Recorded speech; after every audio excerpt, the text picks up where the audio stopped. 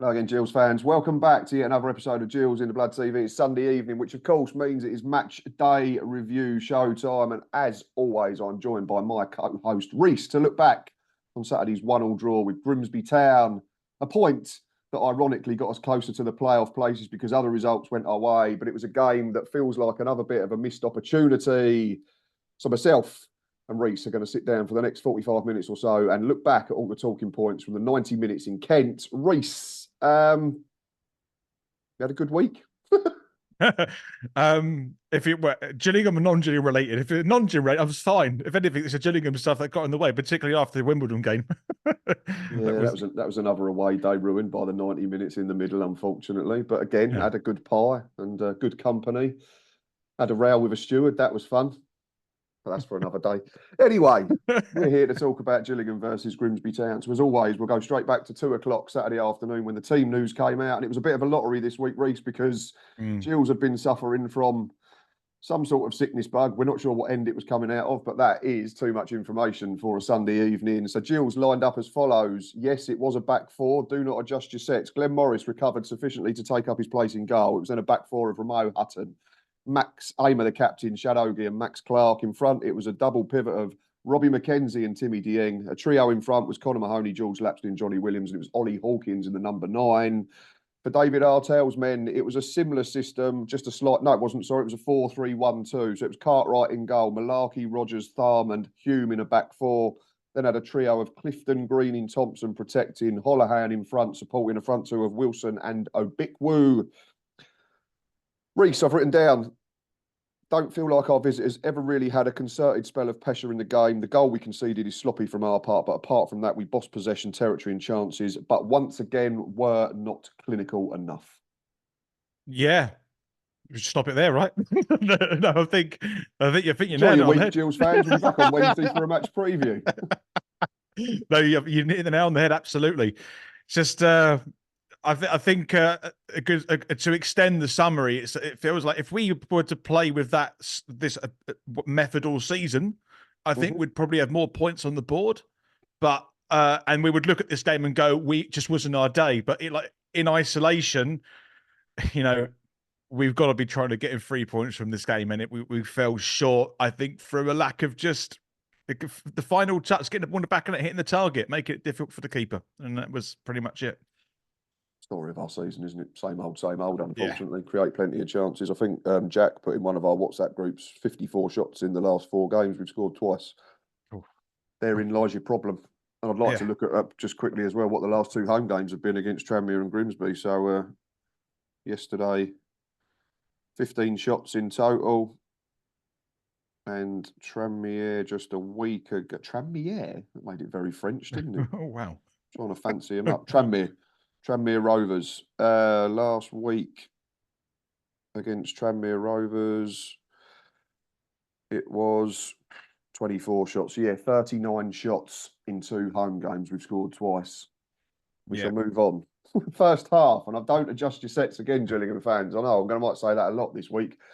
There was a 4-4-2, a 4-3-3, whatever you want to call it. There was also a fast start from Gillingham, and we were on the front foot. We were quick to the ball. We were pressing in packs.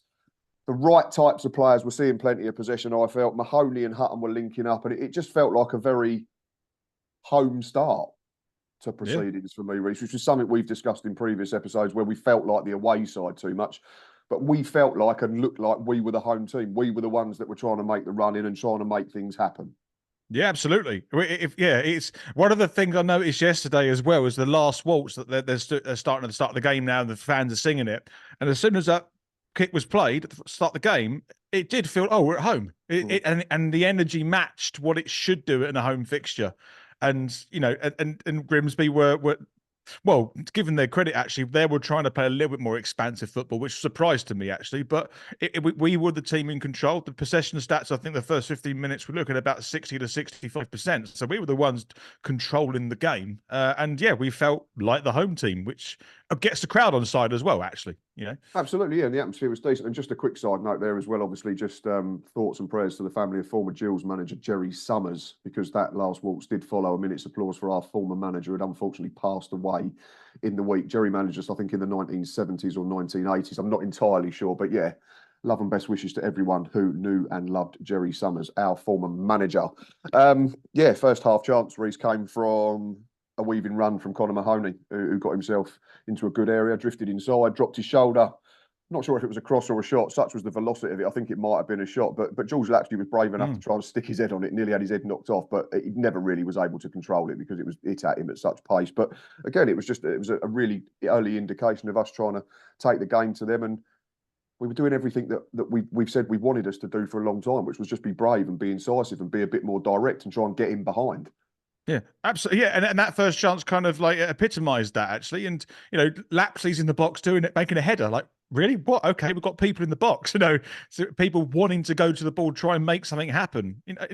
It's one like that particular chance. Actually, I thought it's one of those. It's a 1 in 10. You do that 10 times, it might hit Lats in the nose and loop over the keeper and go. And you don't know, but it's just that attacking intent, that movement forward, and it's like, okay, we're in this. We're responding to our last few poor performances, and we're going on the front foot. Great, and that's how it felt. It wouldn't be Gills without conceding a soft over immediately afterwards. And I said that in the match day live. I said to Boz, I looked at him and I went, this is great. This is a really good start. 30 seconds later, we're 1-0 down. I don't think there's anything wrong with the first phase. The ball goes back to their keeper and he punts it upfield, like most league keepers do in this division.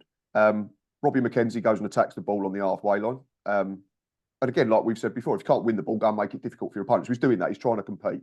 From there, Timmy Dieng switches off, unfortunately. I've watched the highlights back. I saw it in the game. Harry Clifton's 3 or 4 yards behind Timmy Dieng at the time that his midfield partner flicks it round the corner, competing with McKenzie. But Clifton switched on.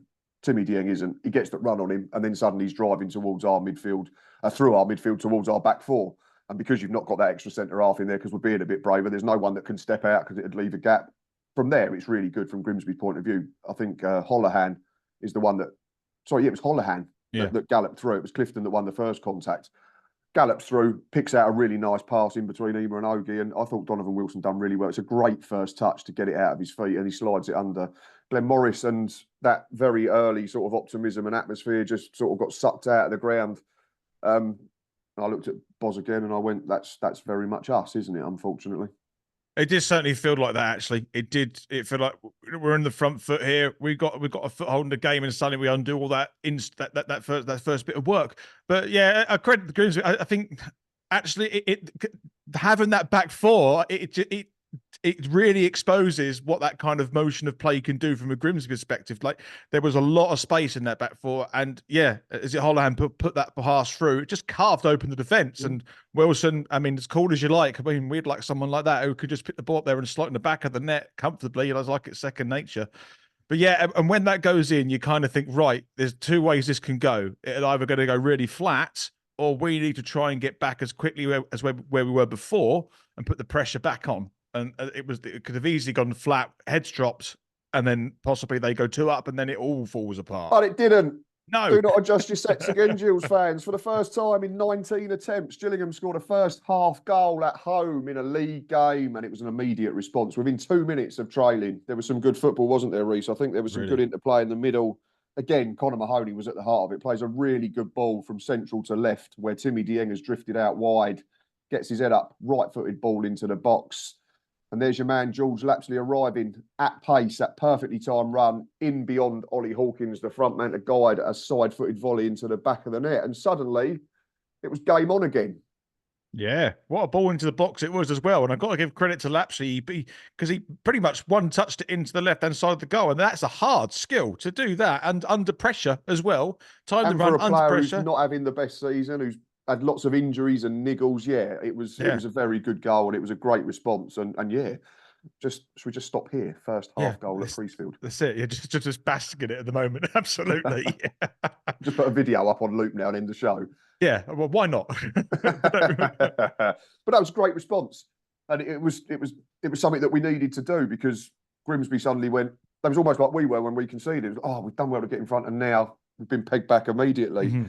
There was then a couple of yellow cards, I think, for Harry Clifton. He seemed to be at the centre of everything from a Mariners point of view in the early proceedings. Horrible challenge on Conor Mahoney on the wing. Absolutely no attempt to play the football. I think yellow's right. I'm not saying it should be a red card, but he's gone out to do him. It's naughty. And then there was another one for Tharm, I think it was. I can't really remember. I think I said in the time, yes, I think it was pulling a shirt. So it was another one that was the correct call.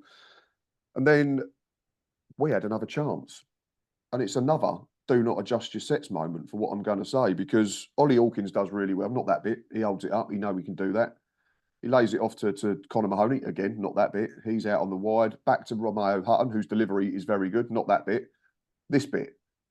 Johnny Williams leaps like a salmon at the far post and wins his header. And I think for all the world, from my end, it looked like it was drifting inside the far post until that defender decided to do his job, which is really annoying, and get it off the line. But what was your perspective of that? Not just that the play was good, we understand that, we can see that from wherever we are in the ground, but was the header going in from your iFollow camera perspective? Yeah, it's going in. It's a weird one, that, because it's almost the wrong order. It should be going to Hawkins' heads, and then Williams is coming in, or lapsely like it. But it was Williams with the header was incredible, and it was going in that bottom right. I think it was Rodgers that managed to get back to clear it off the line. But yeah, it was going in, and I was almost convinced at the back. And I thought Hawkins, who I think was following it up, I thought he was going to put it in himself, actually. But it was an absolute desperate clearance, but it did the job. But yeah, it was going in, and it had to be made because Cartwright was beat. Absolutely. Yeah, he was never getting to it, was he? It was a really good header, to be fair. I think after that, the game sort of settled down, and Grimsby had a bit of ball, but they were just flinging balls into our box. I think there was one from a long throw that glancing header, but we'd stopped because the whistle had already gone. It bounced off the far post eventually, so it didn't even go in. But that was one. I think Wilson had another chance after a decent layoff edge of the box, dragged it wide when he probably should have been done better. But I thought Gills were comfortable defensively, aside from the goal. I thought we was defending our box when it came in well.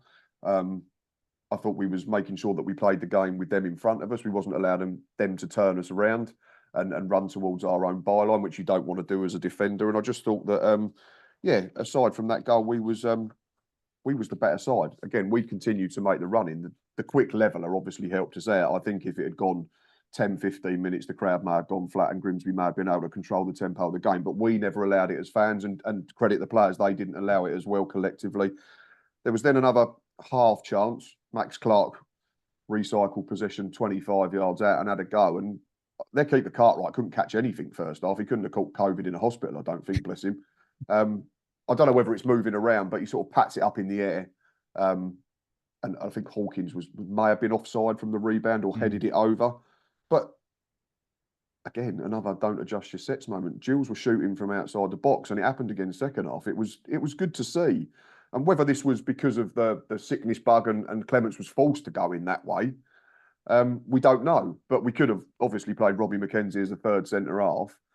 So I suppose in that sense, we have to give Clements the credit for being braver at home and setting us up, like we've already said, as a home team. Yeah, and I think one of is testament to this four at the back, because we can do four, we can defend, but I think it also underpins the idea attack is the best form of defense in this context. We're on the front foot, and if you're always attacking, you only need four at the back as a minute. Like, you don't need to have loads of people back. If they've not got the ball, they can't hurt us, can they? Exactly, and I think yesterday we that reaped through the team, that idea, and we we had a lot of shots from out the box. I think I mentioned it was in the second half. We probably talked about one of OG's shots, but yeah, we were making the keeper asking the keeper lots of questions, and I think if you do that, you can sometimes get a goal through attrition, because the keeper's under pressure, get a lot of shots, having to really think hard, and mentally it might wear him down slightly because you're always having to be switched on all the time. And as an ex-goalkeeper, that's sometimes one of the hardest parts of the game, is always having to be switched on for 90 minutes. It's really challenging. And if you're putting in shots left, right, and centre, putting balls into the box, mentally you become really tired. And I think we were doing that, yes. And that also goes to the back line as well. It makes it very challenging. And the fact that we were always asking the questions of the Grimsby defence was probably wearing them down slightly. So that, as a form of attack, as the best form of defence, I think really worked yesterday. And that we're in home as well. That's kind of how we should be playing it, if I'm honest.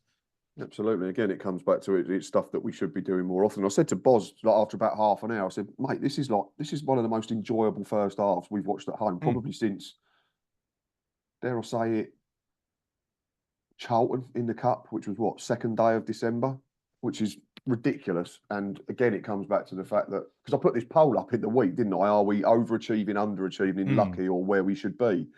But I think all four answers applied. So I didn't know what your take on it was.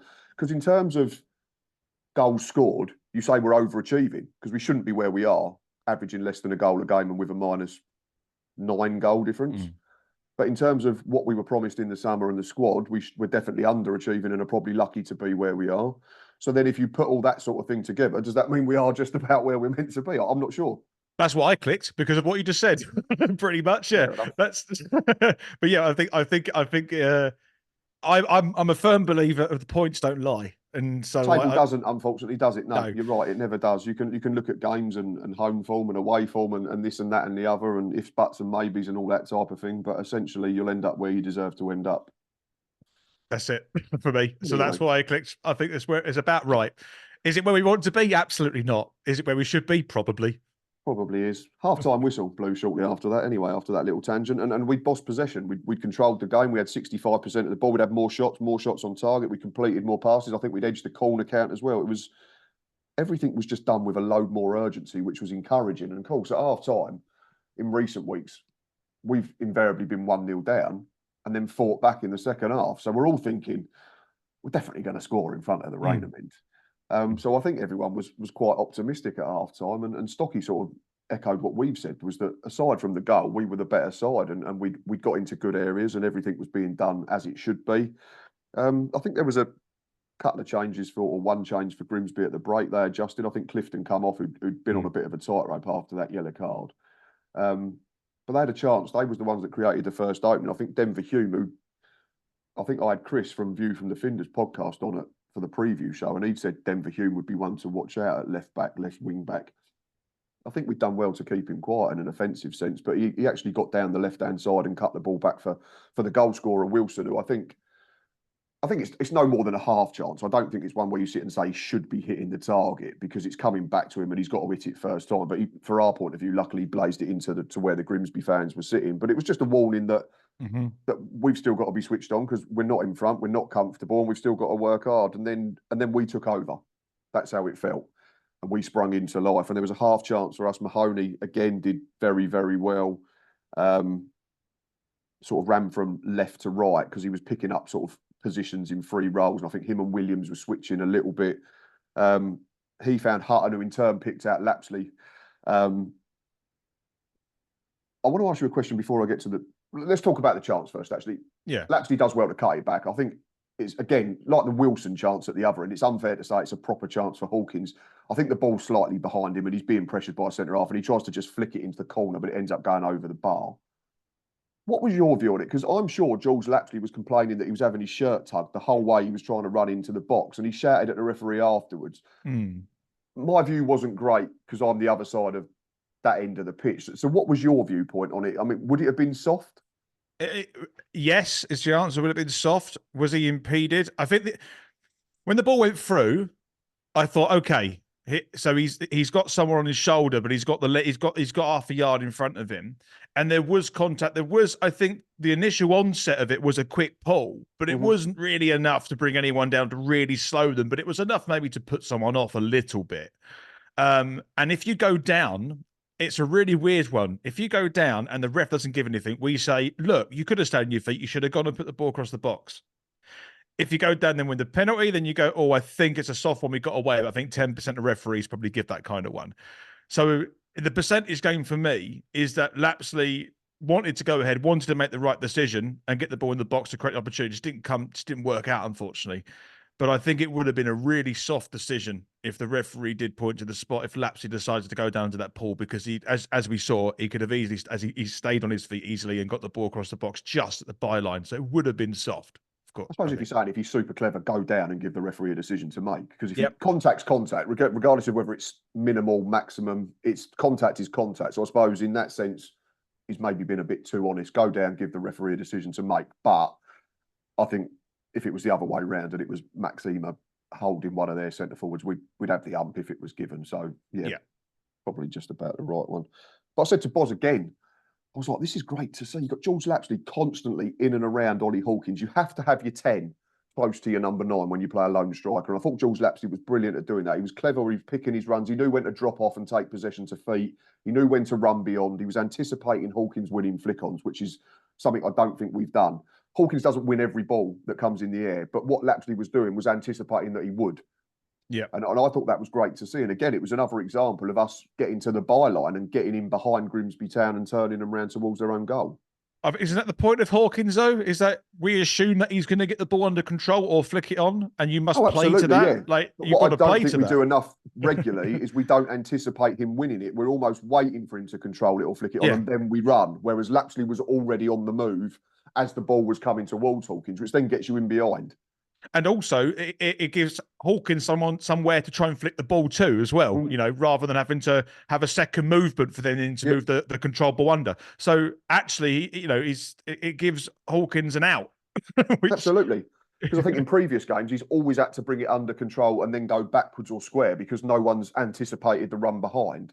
Whereas yesterday, he was able to just flick it on or bring it onto his chest. And it gave us options because if Lapsley was running in beyond, but it didn't work, he could control it and then go to Johnny Williams or go to Mahoney or go back to Dieng or Robbie McKenzie. So it made us harder to play against.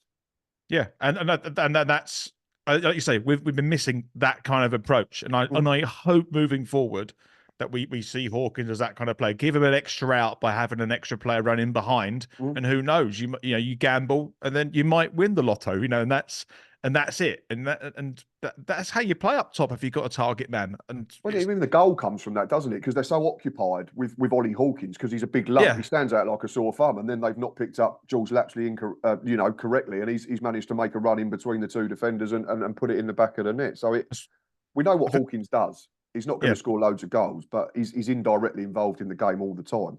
That's what I'm saying. He'll be the king of an indirect assist, wouldn't he? And I think yesterday that goal was as an indirect assist, essentially by drawing lots of players towards and giving Lapsley the room. So you know that's it won't go down on the statistics, but it is an important part of the game that he brings. Absolutely, indeed. I think there was another chance, and this was where we was really turning the screw, and I thought we're going to get one in a minute. We hit the post, unfortunately. The ball's initially on the right-hand side. I think Hutton whips in a ball that's headed clear. Shadogi was brave and stepped out, which we know he does in a 3. So it's braver to do it in a 4 because you've then got to rely on one of Timmy Dieng or Robbie McKenzie being switched on to drop in next to Maxima. Great touch on his chest. And I think he just puts his laces through it, and we're hoping that the ball moves around. It must do because Cartwright panics and just puts his hands up and it drops back into the box. Mahoney's been clever in the sense that because he was involved in the first phase of play, but he's just held his position on the side of the penalty area and no one's picked him up. From my view, you can see it drop into Mahoney and you're thinking, we're going to score. That is what I'm thinking. He goes first time with his left foot and unfortunately it bounces off the far post and comes out. With hindsight, could he have had a touch and got it onto his left and whipped it far corner? I know he's getting a split second to make the decision, so I'm not criticising Conor Mahoney, but it was just another frustrating nearly moment.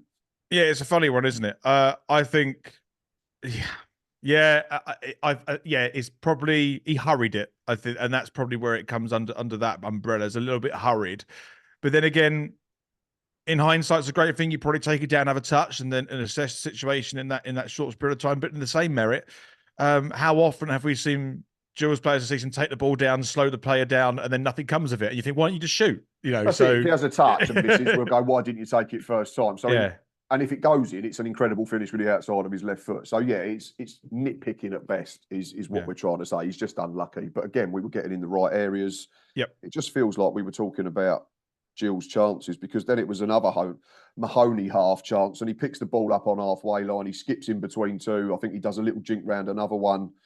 Looks like he's going to go right, drops the shoulder onto the left, and you can see what he's trying to do. He's trying to bend it in that far corner. Unfortunately, he just starts it too central. Cartwright falls on it. But it comes back to what we said after the Tranmere game. You've got to get Conor Mahoney in the side for these final 7 games because he's one of them players. Might not be in the game for 75 minutes, but if it's a tight game, he could win it in one moment for you. Yeah.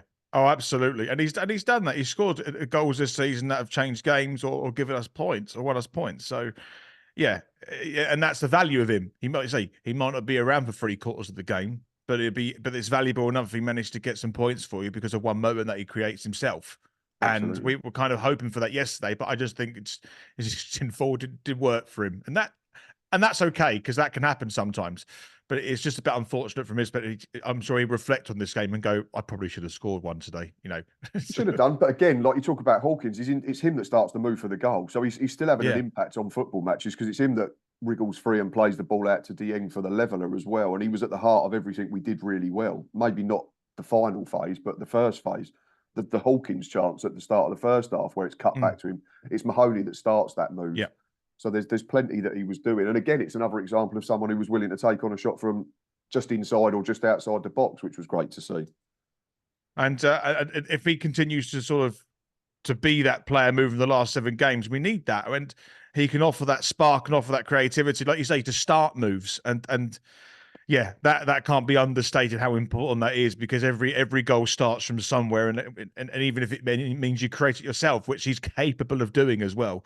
So yeah, for me, you've got to get him starting, got to get him in a position where he's comfortable, because he'll make things happen. I also think yesterday his partnership with Hutton was really strong. That was one thing I was really impressed with, actually. Yep, and I thought it's the first time where I thought, actually, that's either them making a proper chemistry with each other, or at least they're starting to understand how each other's going to work in a similar territory, because it worked really nicely yesterday for me. No, it did. It was really good. And if you look at that trio that played behind Hawkins, Mahoney, Lapsley and Johnny Williams, you've got 1, 2, 5, 6 key passes between them in the game, which is what you want. And that's what I alluded to at the start of the show at the first half. We had the right players on the ball in the right areas, and we need to do that more moving forward. Again, I think we're both in agreement that it's going to be a long shot now to get in the playoffs because of so many teams having games in hand. But we've got to go and win 5 of our final 7 probably, and that'll give us a chance. And you need match winners in the team.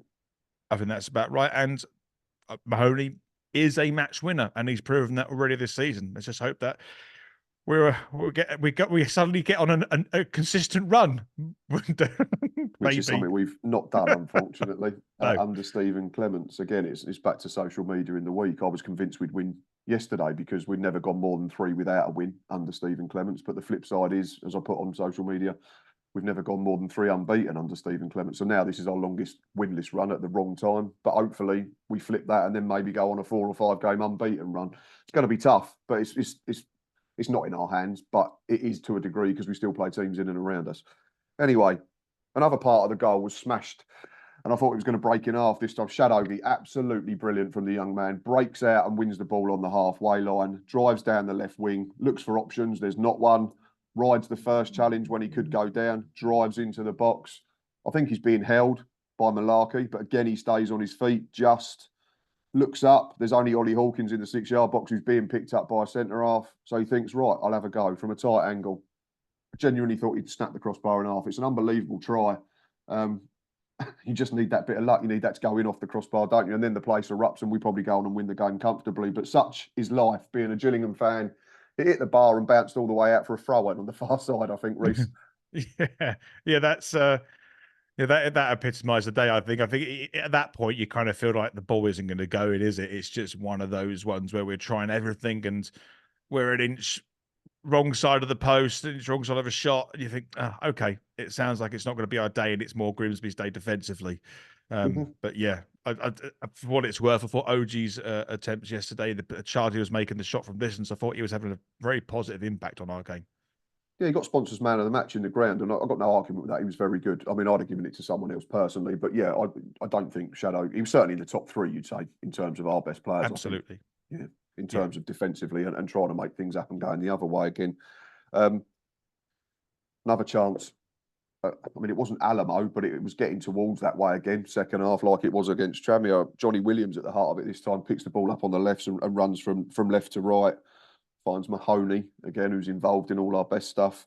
Drops of a shoulder. Looks like he's going to go left this time. Goes on his right. You can see what he's trying to do. He's trying to pick out that far top corner, but just elevates it too much, and unfortunately, just misses the target. But at this point, I'm sitting there thinking we are going to score in a minute, and I'm looking at the league table and I'm going, every other result is going our way. Just one goal puts us back in. What was your thoughts at that time? I think there was about 15 minutes to go. Did you sense that a goal would come? Oh, actually, right from the half, the conversation with Adam Westgate at half time was, I'm not a betting man, but I would put a lot of money on the fact that there's going to be not just a goal, but a Gillingham goal in this second half. And as the game was developing on and getting into its sort of latter stages, again, I'm thinking, yeah, we're going to score. We're going to score. 84th minute, we're going to score. 88th, we're going to score. And it just, I was pretty confident right up until the final whistle, obviously. I was like, oh, yeah, I would have. I was pretty convinced we were going to find the back of the net at some point. We never learn, do we? We never No. learn. No. We never learned. Grimsby did have a half chance, just so that any Grimsby fans that are watching are aware that their team are still there in an attacking sense. It was more of a hopeful clip into the box from a free kick, I think, from about 30, 40 yards. It was quite central, and the ball sort of bounces around. I'm not sure who gets his head on it, but it's a comfortable save for Glenn Morris. He literally just catches it above his head. But it's the warning that at 1-0 you can't switch off at all like we did for the opener, because then suddenly you're chasing the game again, and all that positivity from the performance gets undone. But we went back up the other, and I think there was a couple of bookings. I'm not sure what the Robbie McKenzie one was for. I can't remember the George Lapsley one either. Yes, I can. I think it just looked like two people competing for the ball, but the referee decided to give yellow cards. We then made our changes with 5-6 minutes to go plus injury time, and it was a triple change. So it was Max Clark, Robbie McKenzie, and Johnny Williams sacrificed. Scott Malone came on for Clark, which was a straight swap at left back. Jaden Clark came on for McKenzie, and Ashley Nadesan for Williams. So it was 4-4-2. It was old school 4-4-2 for the last few minutes plus injury time. I've seen mentions of your reaction to the Romeo Hutton free kick at the end. I've not actually seen it yet, but I can imagine what it would be, because it was probably similar to mine and Boz's and about 5,800 other Gills fans. We'd had the one for Mahoney where Hawkins had been dragged down literally a foot outside the box. You see what he's trying to do. It just never comes down. But I'm not going to dig out Conor Mahoney because he's won us more points than he's cost us this season.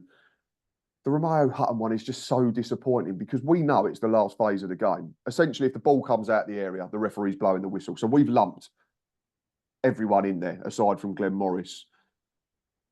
And Romeo Hutton essentially just drills it straight to the goalkeeper. Yeah. But yeah, my reaction was, because I was like, we're still going to score. This is the moment. This is it.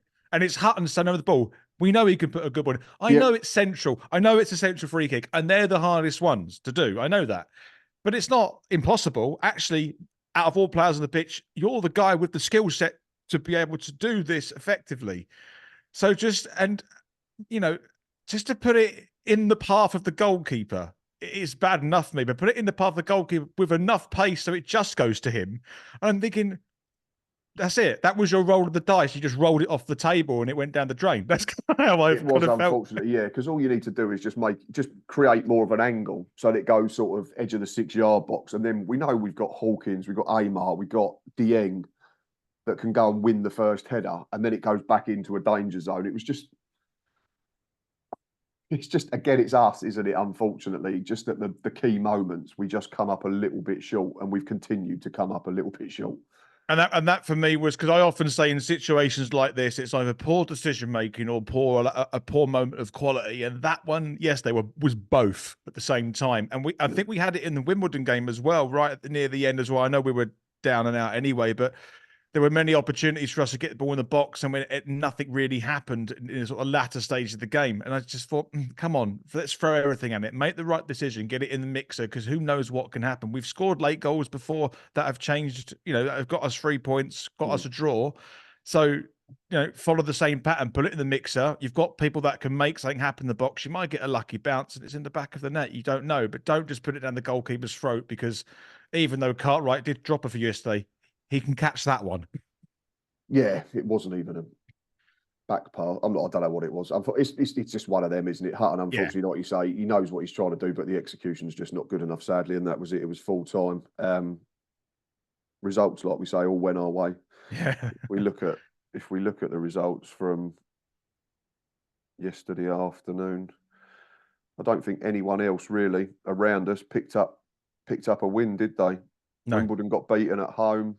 Accrington and Notts County cancelled each other out. Barrow and Harrogate cancelled each other out. Walsall dropped points at Cole U. MK Dons beat Crewe, so you knew one of them was going to drop points at least. Wrexham got beat at Tranmere. The top three's gone, I know that. But it was just another day where you keep thinking what might have been. We're just one goal away, one width of a post, one width of a crossbar from being back in the top 7. And then you're at that stage of the season where you say, do you rather have points on the board or games in hand? And it puts pressure on the teams below you now. But unfortunately, it wasn't to be. What do we make of Grimsby, though, Rhys? Because I thought they were certainly well organised. David Artell certainly worked out how to set them up now after a tricky period when he first came in November. They're 6 unbeaten. I mean, I'm not saying they played all the best teams in the division, but 6 unbeaten is 6 unbeaten. I think it's 2 wins and 4 draws, which when you're down the bottom is a good run. It keeps you away from. They're not going to go down because of the bottom 2, unfortunately, for Forest Green and Sutton. But yeah, there's signs to be optimistic. I think if you're a Mariners fan heading into next season, I thought Wilson was energetic and busy up top.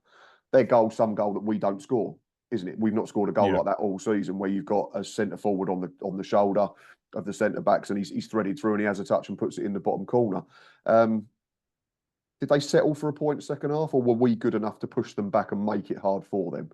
I think it's a mixture of both. I actually think Grimsby came a bit with they're a bit fearless. Actually, I think they wanted to play. Half, yeah, I thought first half, and once they took the lead, I thought they were, but I thought second half, I think it was more us being good that stopped them from playing rather than they just went, we're just going to hold on for a point. I didn't see that intent. I thought they was trying to make things happen when they had the ball. They just didn't have a lot of the ball.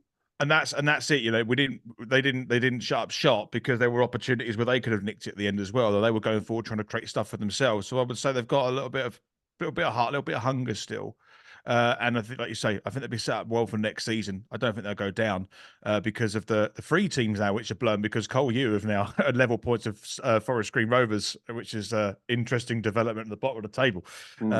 But I think they've got too many points to be worrying about a relegation from their part. So a rebuild for them, and I can see if they continue that approach, that the new style of football, I think they'll be okay next season, of course. But you have to remember that the 2 best players from this season didn't start the game. Danny Rose was unavailable completely. He's got 15 goal contributions this season, and Abu Issa was only fit enough to come on at half time. So it's a good point for Grimsby Town on the road. Again, we keep talking about good points and bad points, and I've written down in isolation, it's a much better performance in terms of how we approach the game.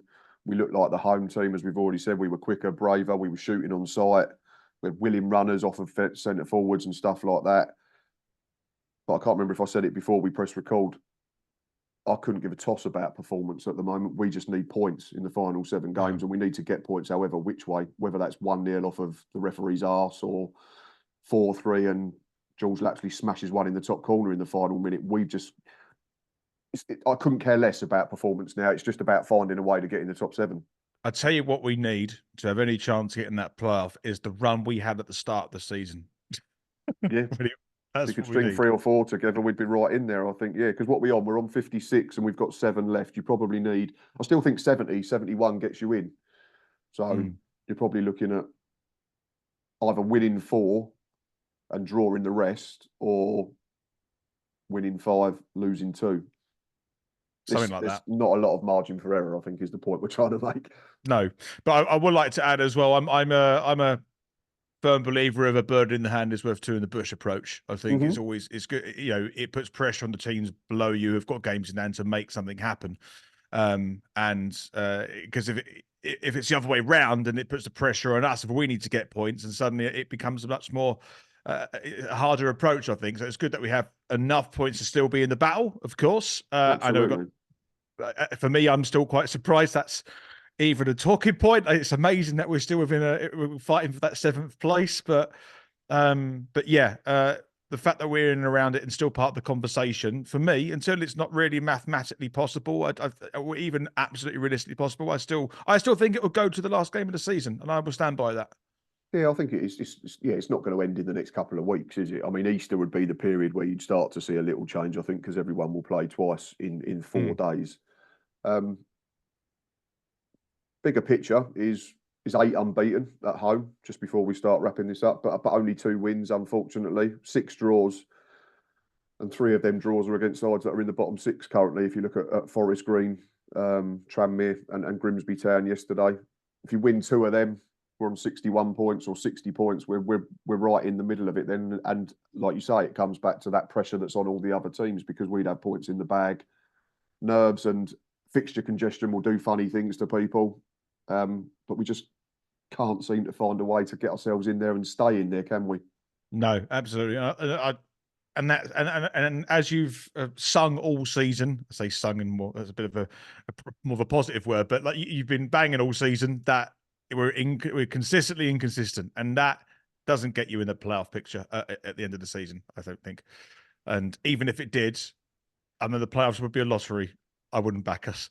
I'm sorry to say. I was having this chat with Phil at Wimbledon, and he said he'd back us in the playoffs if we really? somehow got in, because it comes down to cup mentality, and we seem to be better in. We've been a decent cup side for all our struggles over the last few years. We've actually been decent in cup situations. If you look at Leicester, we probably should have beaten them if we'd had a better team. After the takeover, if we'd had like the Nichols and the Hawkins and all that were out to play, I think we beat Leicester. We went to Brentford and stayed in the game and won on penalties. Wolves, we were unlucky. It was in the game till the last 10 minutes.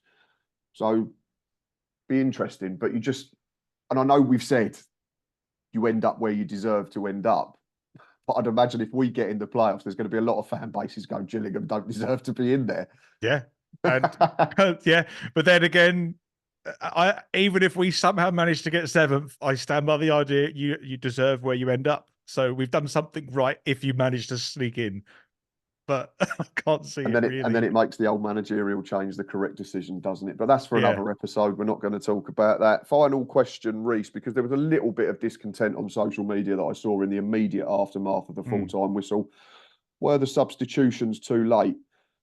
The reason I'm asking, in normal circumstances, I say yes, absolutely, maybe we should have got them on quicker. But we've had this, the caveat is obviously we've had this massive problem with sickness and illness during the week. You've got two kids on the bench in Alex Giles and Joe Bode. So chances are you're not bringing them on unless the game is out of sight and we've won it. We don't know the situation of those on the bench, how fit they are as well. It could be that, because we got told 6, 7 or 8 people. So we know that Jake Turner, Josh Walker and Ethan Coleman were all really bad because they weren't even in the matchday squad. So what's to say that Scott Malone, Ashley Naderson and Jaden Clark are the other 3 that have been suffering badly and couldn't do more than 10 minutes? I agree. And I think, considering that Clements has been put in subs on earlier times of having more of an impact to the game in other games previously, I would say because of the illness that's gone through the squad, that probably is the main factor of why the subs came on late. He probably said to this team at the start 11, you need to try and play as much of this game as possible. And only when it becomes too much for you, when we take you off, and then that happened to be on the 88th minute. I imagine that probably was the case. It was probably a forced change.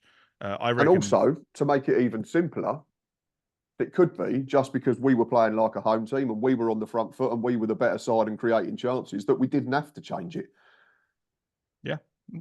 Yeah. I mean, that is also it as well. That crossed my mind at one point. Like that team, even though their energy was slowly depleting, was still on the front foot. So why would you not? Because we've criticised Clement. We've criticised Clements previously for just making substitutions at certain times because that's what he feels he has to do. Like he gets to 60 or 65. There used to be a joke about Rafa Benitez, didn't there, at Liverpool? Yeah. So then we can't criticise him if he thinks the team is playing sufficiently well enough to not have to make changes. And it's not even a conversation if Conor Mahoney's or Shadrach Ogie's effort goes in off the post or the bar. No one's even worried about it. So I think, to me, it's probably because we were actually playing well and we were playing like the home team. Yeah, absolutely. And if that is the case, you try and keep them on for the whole game because you think they're playing well enough, so I don't need to sub them. The do-nothing approach is still a decision he had to make, you know? So that was his decision to bring it on at that time because he thought it was necessary. And probably due to energy levels and an illness going through the camp, and actually that we were probably playing quite well with those 11 on there, and those could make an impact in the final few. That's it. We shall never know because only Stephen Clements will know, and then players that were sadly struggling with sickness or whatever it was during the week. That is probably a nice point to end this show. Another frustrating one for the Gills, unfortunately, couldn't quite find a way through to beat Grimsby Town. But if we're looking for the positives and the silver lining, we did end up closer to the playoffs than we were at the start of play. So you have to take that as a stepping stone as we move into next week. Obviously, you're all subscribed to Rhys's channel. I don't have to tell you what to do. Of course, his description will have his details at the bottom of this episode. But of course, like I've already said, everyone subscribe because he's a nice bloke and his channel's really good. We'll be back Wednesday night with a familiar face previewing Morecambe, and myself and Ava are, you can decide whether it's stupidly or not, on the coach next Saturday, travelling up to the Mazuma Stadium to watch us take on Morecambe in another big game, as they are still chasing the playoffs as well. I'd put us both in the possibility camp rather than the probability camp in terms of who might get into the top 7 come the end of the season. And there will be a familiar face to those who follow Groundhoppers on social media for the Match Day Live next week. I can't wait to meet up with this gentleman. It's going to be a great day. But until then, I hope you've had a nice weekend, football aside, and up the Gills.